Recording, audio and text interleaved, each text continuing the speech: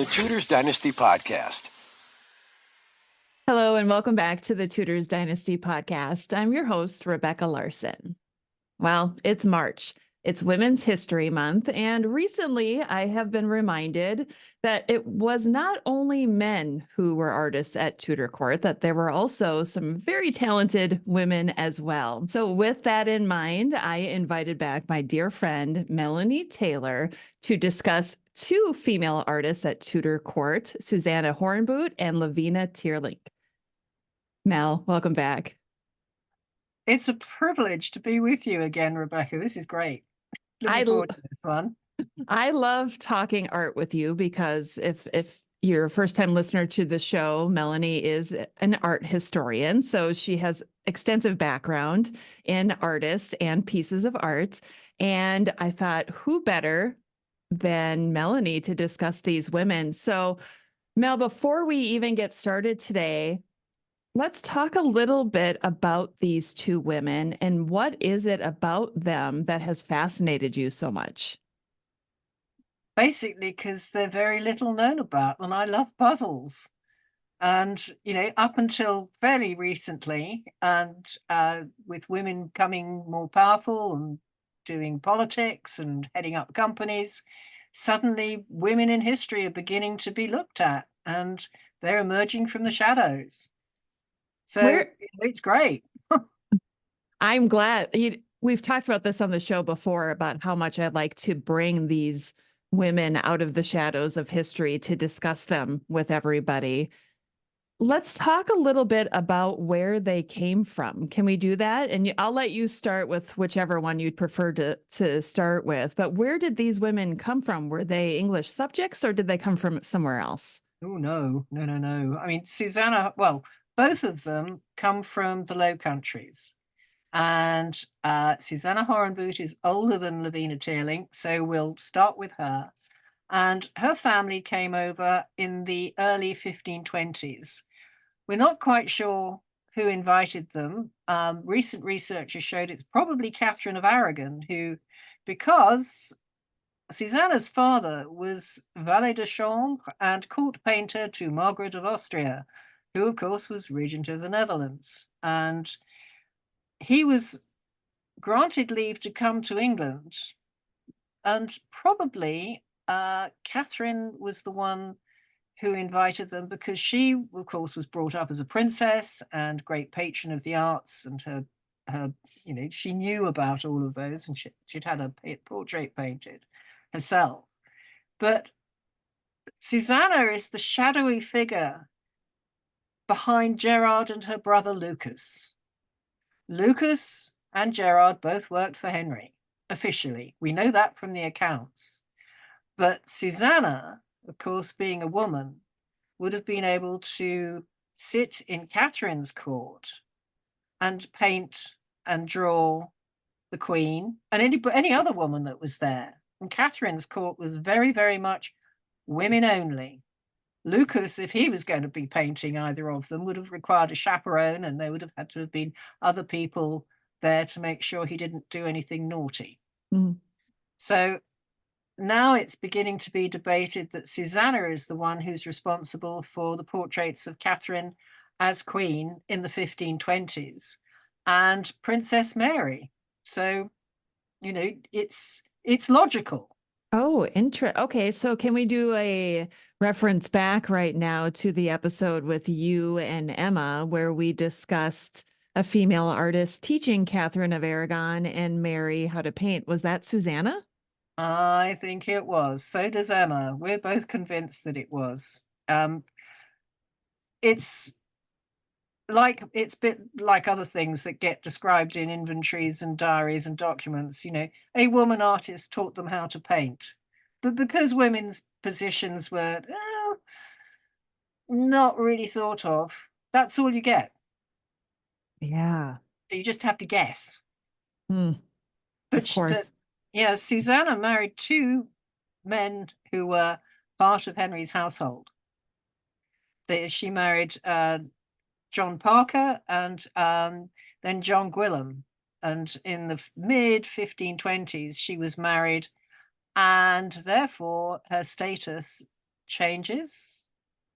You know, she's a wife, she's a mother, but she's still an artist, and she's probably helping out her brother and her father, but she won't get A, paid, or B, given any credit. Hmm. Yes. So what else did she do within Catherine's household? You know, we talk about her being a painter, but what other purpose did she have there? As far as I know, she's not, and as far as other people have dug down, it's not really known. You know, she might have been a gentlewoman, like Levina was much later. And so she would have had access to anybody, you know, and she would have been around the court, but it was her husband who had the status as a gentleman pensioner. So he would have had his duties. And of course, if she's married to him, she's a wife. So she's got to run the household. They didn't have any kids at that point. Okay. Yeah, no kids.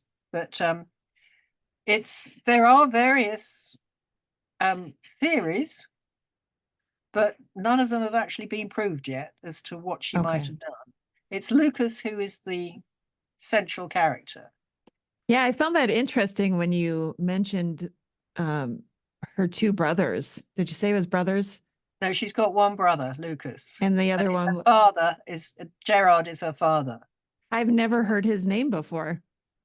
Oh, he's in the art history world of people who study illuminated manuscripts. He's well known because at this point, it's, if you like, it's the dying days of the illuminator, because technology is moving on. You've got printing, you've got books are much cheaper, woodcuts are much cheaper to produce.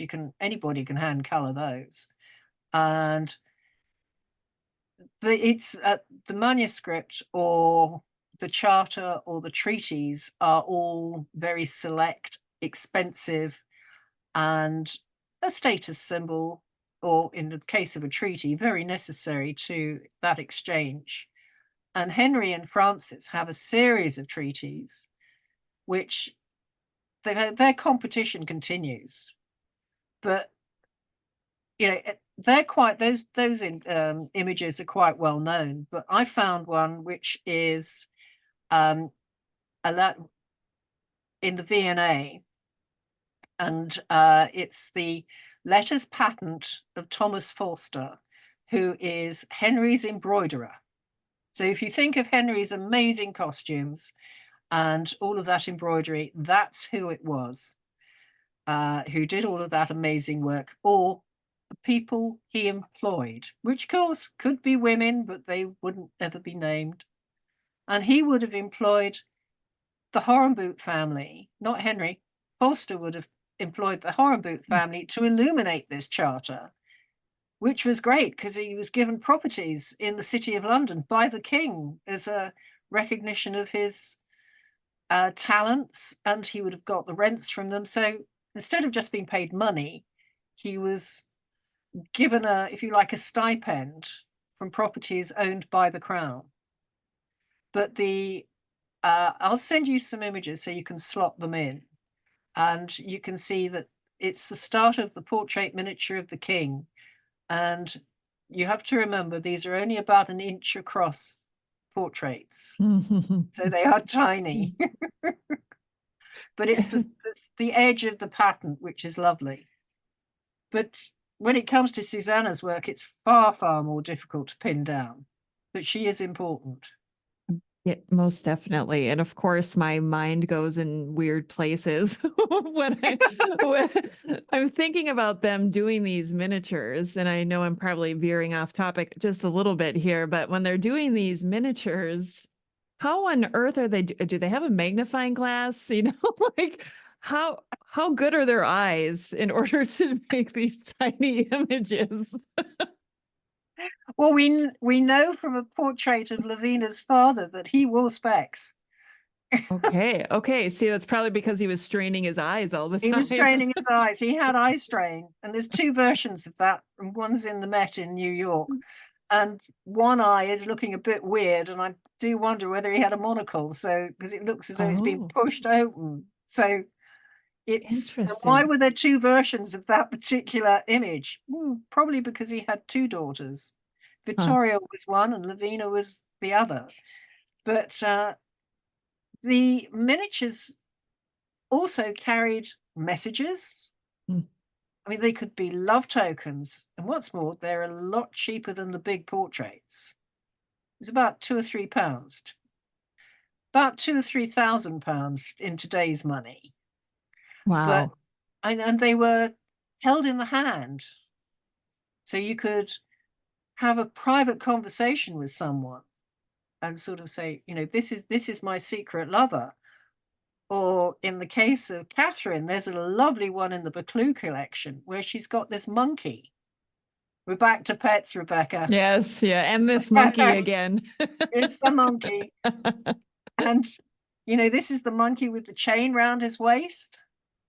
And is that Henry? Is she going to show it to any particular woman who thinks, right, Queen's getting a bit old now, so I'm going to have a chance at the main man?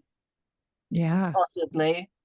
But just to be shown that, they'd get the message. My husband is a lusty fellow, because monkeys are signifiers of lust in the medieval bestiaries. But he's Yeah. chained to me by marriage. So go on, hop into bed with him, but I'm going to be queen. It's just a quiet way of saying, lady, get lost. Right. Because we're Move saying on. this was the 1520s. So anybody who Yeah. studied the Tudors for any amount of time knows that was the Anne Boleyn time. Oh, yeah. Now there, her court was very, very different. And by the way, she hated monkeys. She had a real thing against monkeys, but you can imagine why. I was just going to say, was that because they were used as a message against her?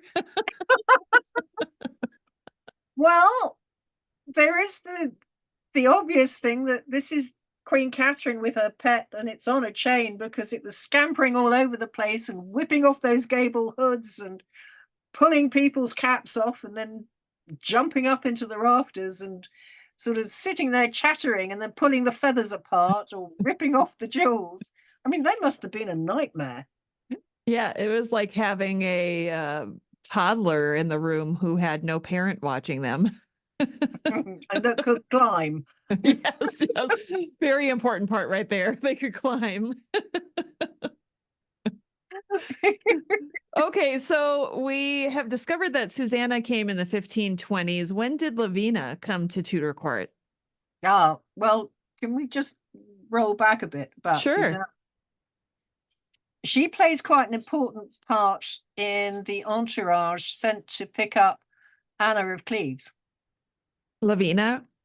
No. We're still on Susannah. Sorry, I took us. Yes, it's all right. John Parker dies and she marries John Gwilym in 1539. And 3 weeks after her marriage, Thomas Cromwell says to her, I want you to go with everybody to pick up Anna and bring her back to England. And I'm going to give you £40 to go out and get a new wardrobe. That's the straight inflation rate. That's 16,000 quid to go and spend on clothes. Oh. Let's pick out an outfit. Somebody, I'd love that. Yes. She was, English was not her first language, and she would be able to sit there and listen to the German and the dialects and be able to report back what was being said in the very enclosed court that Anna was part of, which of course other people couldn't do. So this leads on to how much of it was a painter, either a man or a woman, able to spy? Right. Because if you're going to have your portrait painted, it's not a public event. And you get a very close rapport with the person who is painting your portrait, and you build a relationship, and you might let something slip. And in that particular instance, Susannah would be able to tell Thomas and the rest of the court what was going on in the Cleves court and what they thought about the marriage, because it's, Latin was the language of court talk, and not everybody spoke German. Right, But right. she did. Do we know if they knew that she spoke German? Well, certainly Thomas did. Yeah. But did the Cleves Sure, crew? we know that Anna didn't speak English. So that the cover story would have been Susannah was there to teach her English because she spoke German. Smart. Yeah. Very smart. Yeah, it's interesting. Do we have an image that she painted of Anne of Cleves? No, That's too bad. that's too bad. We don't, but we do. There's a Holbein oil on panel, which is about 4 inches across in Vienna, which might be of Susannah. So that makes the link. The only thing is, it says that she was 28 in 1534. Well, there's a debate about this now. So it's quite possibly just another woman who's married to a gentleman pensioner who just happens to be wearing the same clothes that Susannah would have worn. So who knows?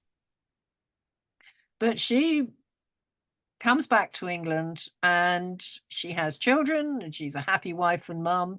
And she may have painted the Yale miniature, which is much debated. Is it Lady Jane Grey? Is it Princess Elizabeth? Is it Princess Mary? I believe it's Amy Robsart. But you can find that one on my website. I'm not sending you that one. I'll share a link for everybody. And there is this is the time, of course, where you've got sweating sickness that comes through. And she survives, but in 1544, her brother Lucas contracts the sweating sickness and he dies 6 months after Hans Holbein. So suddenly Henry's court does not have either a professional illuminator or a professional painter of big portraits. Interesting. I don't think we ever hear about that. No, because, well, art historians know about it. Right. The rest of us haven't heard about it. Yeah, no. So, maybe... the word goes out, I need an illuminator. I need a new official court artist. And again, Margaret of Austria's court is raided. And William Scrotts comes across, and he's the guy who paints the big portraits. And we know from the accounts that Levina Teerlinc, whose surname is Benning, her maiden name is Benning, appears in the accounts of 1546. Now, I've got new research coming out soon that shows that her work was known about. So it might have been a direct recruitment. Interesting.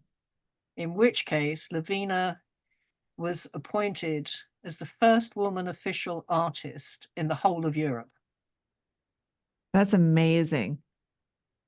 Now, that's pretty radical in any court.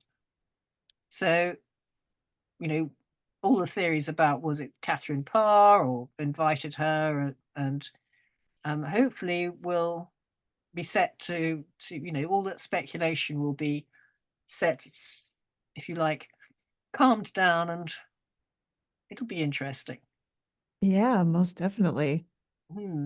But she was, one of the first things she had to do was to produce a treaty for Henry, the Peace of Ardres of 1546.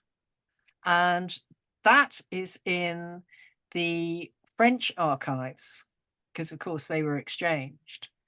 And she's introduced a completely new idea for treaties. And this one, Henry wins the Battle of the Treaties. Who produces the best one? Is it Francis? He won the that battle in 1527.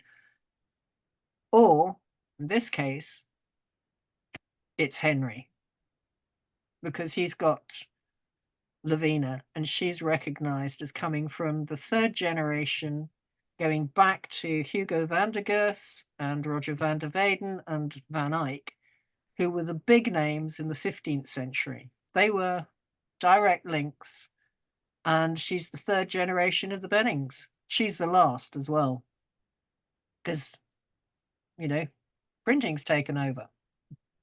This is okay. So you make it sound like it was a competition on who could produce the best looking one. Was it really like that? It was. I mean, Wow. the 1527 English treaty that's in Paris, which was produced by the Horenbout, whether it was Lucas, Susannah, or their father Gerard, is in pretty poor state. It's almost as if the French took one look at it and went, "Oh God, that's dreadful. Oh," and threw it in the corner where it got trampled on, probably trodden on. Whereas we looked at the one which the French sent across, which has got a portrait of Francis with his huge great nose and looking very regal, and this beautiful surrounding gold, and it's printed.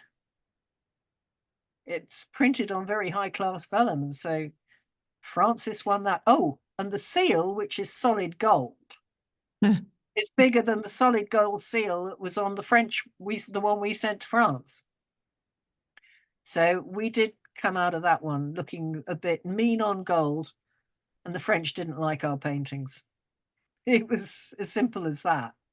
I think it's so easy for us to forget as we study Tudor history that there was so much more than just these relationships between people, that there were these maybe what we would perceive as hidden things that show power one way or another. And this is blowing my mind today.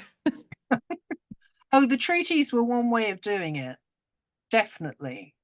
Yeah. And Levina's there in 1546, and then of course Henry dies at the beginning of 1547. She's being paid £40 a year, which is £7 more than either Holbein or Lucas was paid, but it's at the king's pleasure. So when Henry dies, what's going to happen? Is that going to continue? It does. And we know that Princess Elizabeth, during Edward's reign, sends a portrait in little of herself to Edward. Princess Mary, as we know, is a grown woman and has her own court and is, sitting there quietly being Mary. Now, that portrait of Elizabeth could be in the Royal Collections Trust. And they think it's fairly certain that it is of Elizabeth and it is by Teerlinc, but again, it's an attributed to, which is code for we're not quite sure.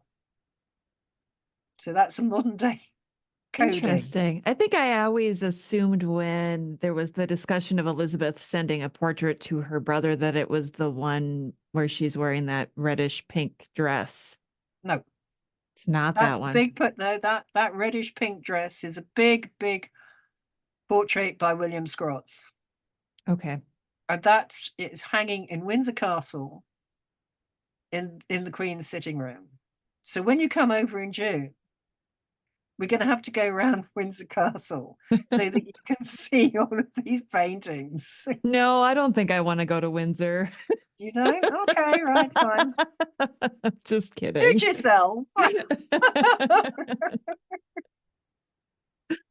Well, that's really interesting. I feel like when I have you on the show, I always learn more about art history than what we get at the surface level on the internet or sometimes in books even. Well, this is a time, particularly when it comes to women artists, that they're shadowy figures, and that goes right the way up to now. I mean, you ask anybody, name 5 women artists, and they'll be pushed. They'll be able to do the Rachel White Reeds and various. That's modern. She's modern. She's still alive. Rachel White Reed. Okay. Sarah Lucas, she's still alive. They'll be able to do Artemisia Gentileschi because she's been all over the news. But anybody else, they'll have difficulty with. They'll know the big names like Holbein and Turner, but it's difficult. It's only nerds like me that really get geeky about the whole thing.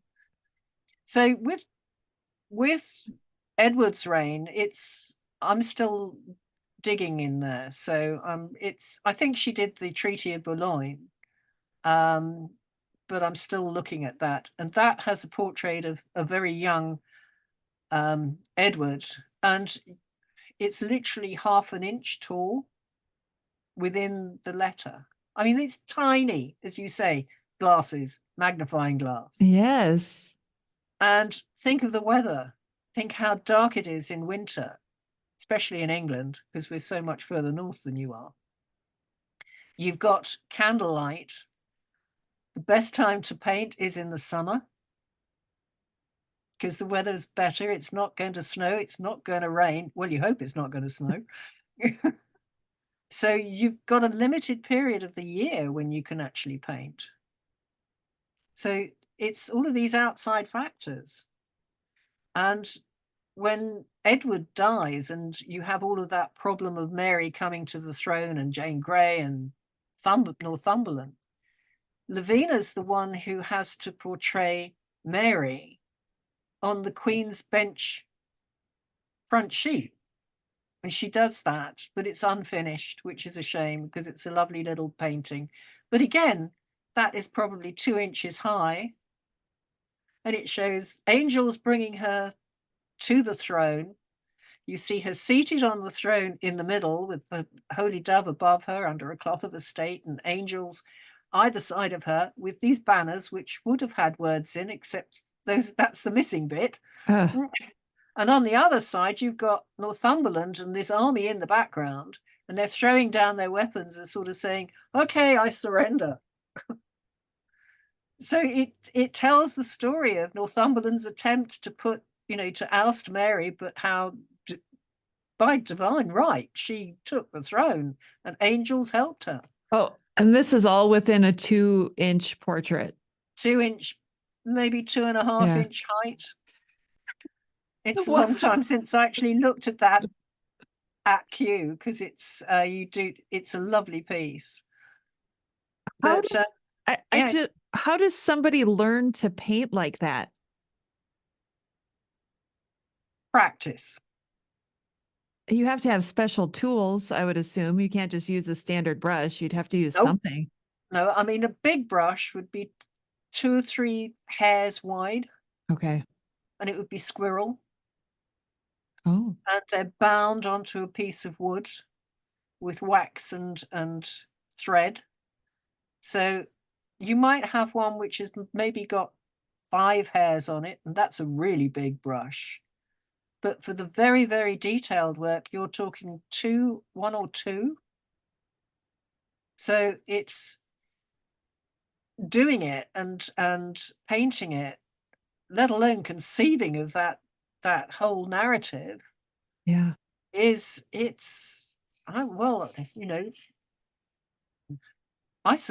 had a go. And no, it's difficult. Well, you would definitely need to have a steady hand in order to do this. Oh, definitely. That would, you can rest your arm on something to stop it jiggling about, but you certainly couldn't do it sort of if you're tired or if you've been partying too much the night before. They didn't do that at Tudor court. Oh, don't forget, they drank small beer. So 1% to kill off all the bugs. Yeah, there you go. Which but when Mary comes to the throne, there's a problem. There's a big problem. How do you portray a queen? We've never had a queen. True. Yeah. And on the seals and on charters, it's always been a king. either as a warrior. It's difficult for a woman. Mm. One side, it's great. You can put her on the throne and you can show her like that. But as a warrior, that's impossible. So Levina, it takes a woman to solve it, doesn't it? Of course it does. Of course it does. And Levina is credited with creating the first Great Seal for Mary. And when she marries Philip, that one as well. Oh. So, okay. I'm trying to get some time frames here. That's Suzanne. 1554. So Susannah was at the beginning part of the Tudor dynasty, and Levina would have been more toward the middle and the end. And the middle and the end, and they overlap because Susannah dies, we think, in 1554. It's where she disappears from any records. Oh. And by then she had 3 kids, and she'd been John Gwillim's second wife, so he had lots of children, but she just disappears. And then Levina continues, and one of the first things she has to do for Mary is to produce a new order of service for the Good Friday blessing of the cramp rings. And she illuminates this, and she has 2 full pages showing Mary as queen blessing the cramp rings and then curing the king's evil. Because only the English monarchs, and the French, could cure the king's evil. Can you, on the hands. I think I need you to clarify a little bit for the listeners what a cramp ring is. It's not for cramps. Well, it's well, it is and it isn't.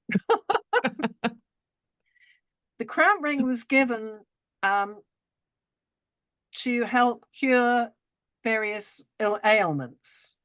And if you were suffering from the king's evil, which was in fact a form of tuberculosis of the lymph nodes, you were given, after you'd had the queen's hands laid on you, which of course would cure you, you'd be given a cramp ring. I'm still trying to get my head around these cramp rings because it's not just the queen who does these. You find them in Roman history as well. There are cramp rings right the way through, and it's a way of, if you like, taking a spiritual essence, putting it into a ring, and that will help cure whatever it is that you're suffering from. Oh, it's like the magnetic bracelets that you see sold these days. That's it. Yep. So it's a magic ring. It's a magic ring. It's a magic ring. But the cramp ring prayer book has survived. It survived civil wars. It survived iconoclasm. It's World War II. It's still there, and it's a treasure of Westminster Cathedral, which is the Roman Catholic thing. It's wonderful. It's and I've had the pleasure of actually looking at it and photographing it. How large is that one? But the illuminations are about 6 by 4.5 inches. Okay. Then they've got lovely decorations all the way around, and you've got where she's kneeling and putting her hands, and of course the hands are emphasized, so it looks as though she's got hands which are about this big. And they're emphasized to show that it's her touch that's doing this.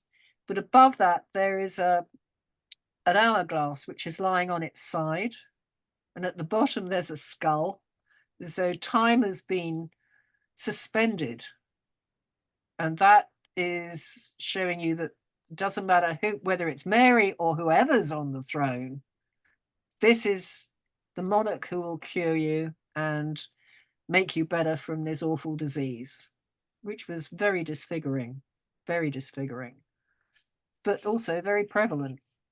I love all the hidden messages.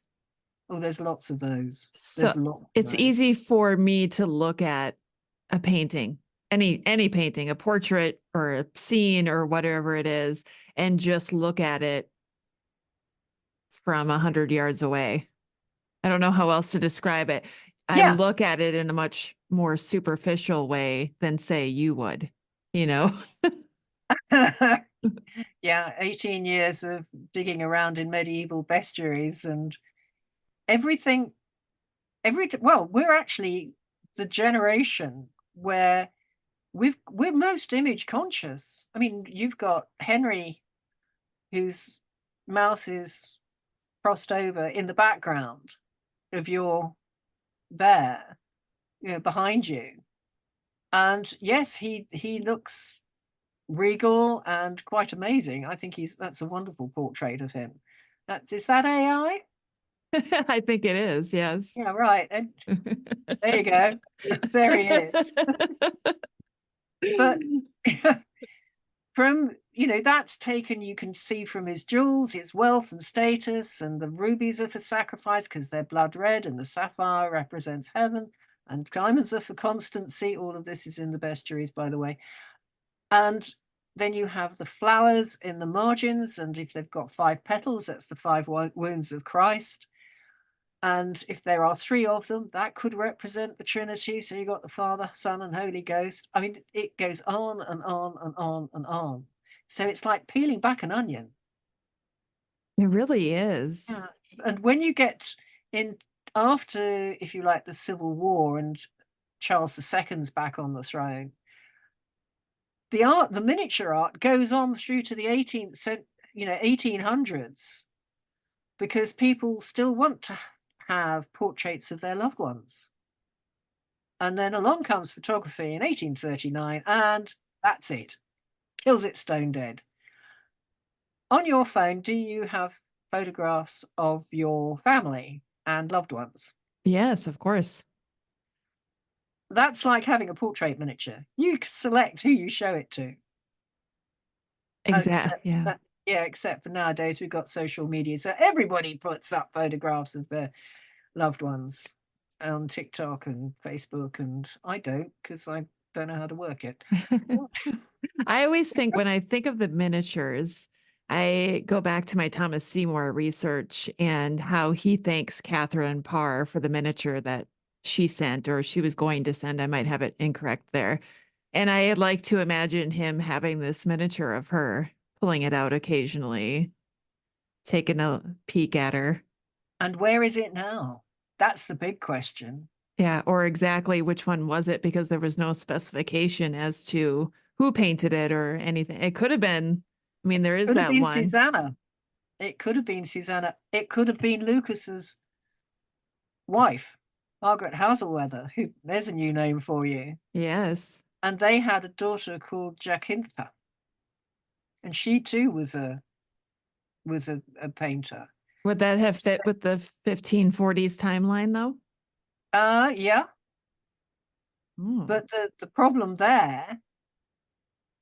with that is that they didn't do any court work. So we don't know whether or not, if there is, or so far, nothing has appeared in any accounts or inventories. And it's the documents which will prove or disprove any of these theories. Wow. Now, there is a possibility of, I know that Emma's found a name in the 1510s, which she's busy trying to track down, which would be interesting, because that's possibly another woman. But again, there's only one mention, and we don't know any work. But that was at the point where there was no illuminator, because the scribe and illuminator, Quentin Powlett, I think his name was Quentin Powlett, or Poulet, but the English, not being able to speak French, call him Powlett. He is Poulet. He died in 1506. So who was doing the illuminating of the documents and the treaties and everything else that was needed? We just don't know. But when it's Levina, where we've got up to, she's now doing Mary. Mm. Mary dies in 1558, and she goes on to serve Elizabeth. And she's still being paid £40 a year at the monarch's pleasure, should we call it? Sure. And at the beginning of Elizabeth's reign, under Mary's will, it says, please pay all my debts. And in the accounts, there is a payment to Levina Teerlinc's husband on behalf of Teerlinc, which shows that right the way through Mary's reign, she didn't get paid. What? Paid a lump sum of £150, which is for the time that she didn't get paid. So is And she was she was just at working court. working on credit? Yep. She was Okay. doing it pro bono. And right underneath that is Robert Brandon, who was the Queen's goldsmith. And he is paid £1,500, which is the equivalent of several million nowadays. Wow. And you're thinking, so he was obviously lending money or doing work and not being paid for it. So was Mary a bit flaky on paying her bills? She wasn't like her grandfather, huh? No. Or as parsimonious as her half sister Elizabeth. So Elizabeth she's different. She's, she uses Teerlinc to illuminate the indenture for the poor knights of Windsor, which was something that Henry wanted done. So Elizabeth fulfills something under Henry's will, but it's a slightly different style. It's not as flowery as the Crampring manuscript. And there are various other things which she may or may not have done. Again, it's question mark. And she's getting older. Do we know what she looks like? Yes, we do. That was my coup back in 2006 when I did my master's. There is an unknown lady, dated 1572, by Nicholas Hilliard, up in the Buccleuch collection. And my examiners accepted that, yes, I'd proved the point. This was Levina Teerlinc. Well, that gave us a date of birth, 1520, same year as William Cecil. Wow. So they were contemporaries. And you think, okay, why would she get Hilliard to paint her portrait? Well, the Queen was notoriously vain, and she did not like to be reminded that she was aging. Mm-hmm. So in 1572, she was just 39, wasn't she? So nobody likes to be told that actually you're getting to the point where you're a bit over the hill, Queenie. Oh, I'd say bite me.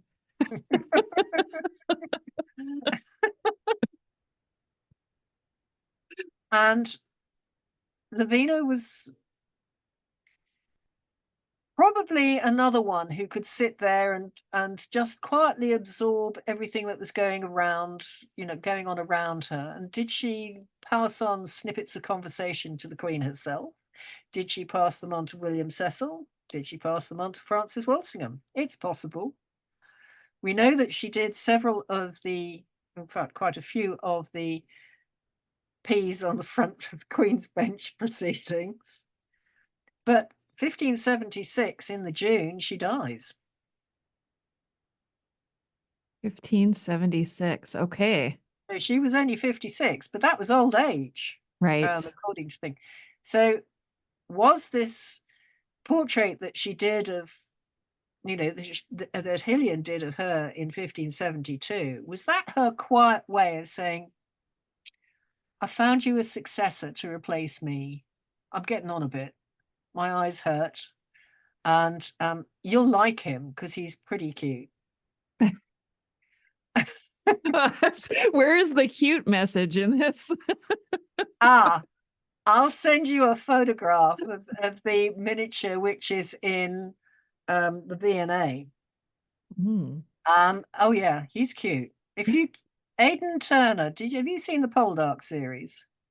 I have not. I'm familiar with it. I think I've seen All the right. sneak peeks, but I've never watched it. Oh, well, if ever a film was ever to be made of my novel Truth of the Line, which is all about Hilliard's relationship with Elizabeth and weaves in Levina's story, as I see it,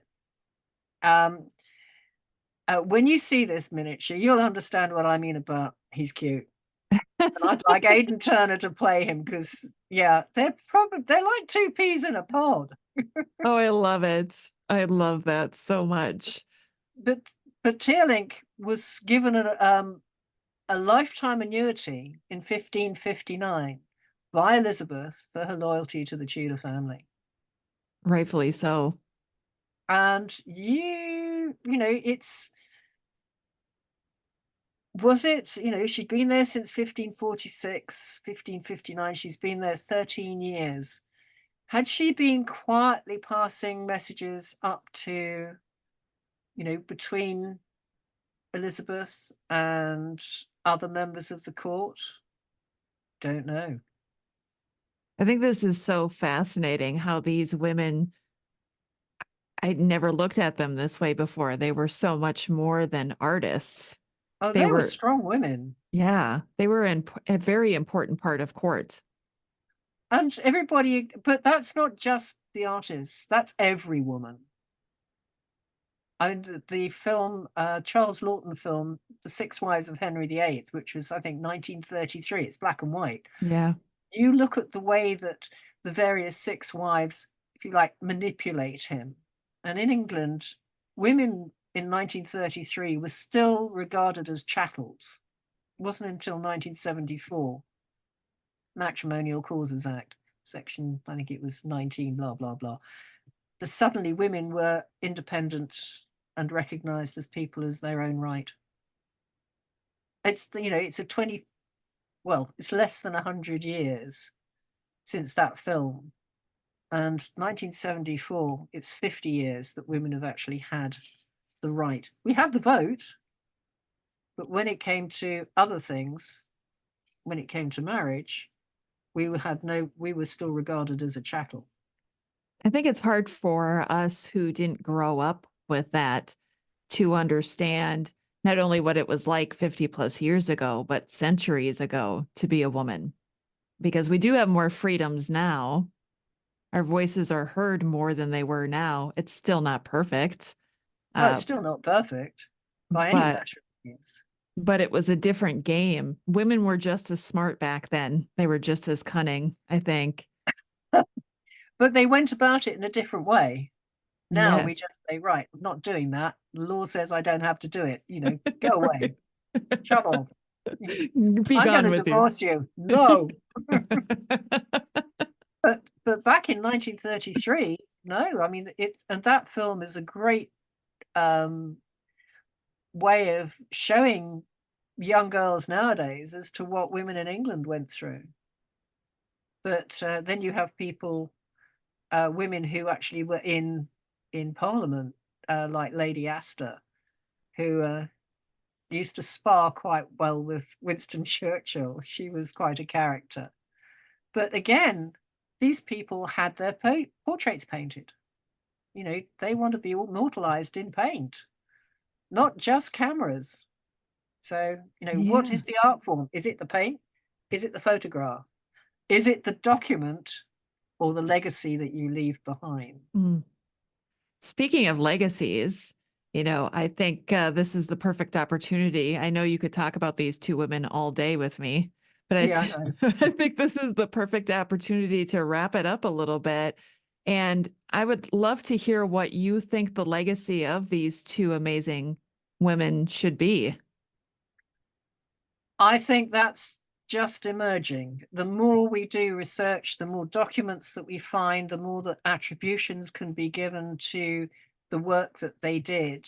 The big one is going to be Susannah, because of the fact that she's so overshadowed by her brother Lucas.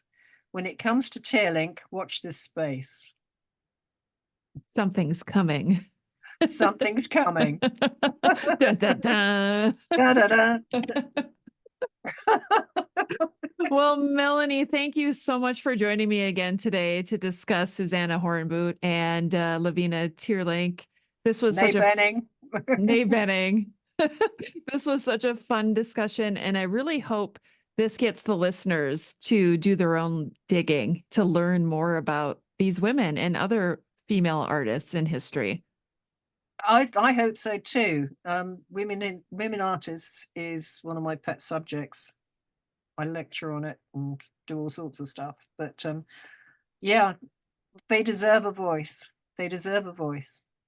Thank you, Melanie. And thank you for having me. The Tudors Dynasty Podcast.